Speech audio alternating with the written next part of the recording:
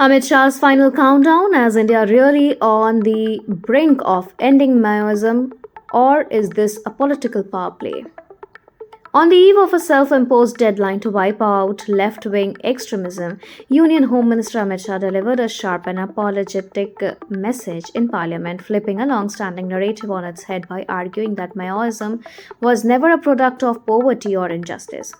but rather the very force that created backwardness in regions like Bastar, setting the stage for a longer ideological and political confrontation. Just as the clock runs out in the government's ambitious promise to eliminate insurgency by March 31, while directly challenging opposition leaders like Rahul Gandhi and voices within civil society, whom he accused of selectively defending armed rebels under the guise of human rights, pointing out that the same intellectual circles, often labeled urban Naxals, remain silent on the brutal realities faced by ordinary citizens, including families torn apart by forced recruitment and civilians named by landmines, as he doubled down on the government's claim that decisive action since 2014 has fundamentally weakened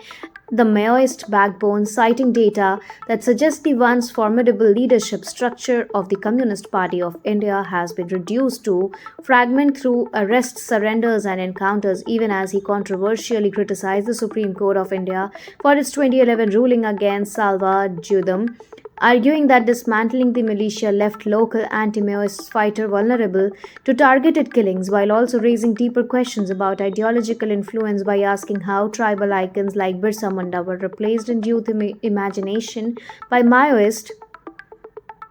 thought, and asserting that development was consistently stalled not by state negligence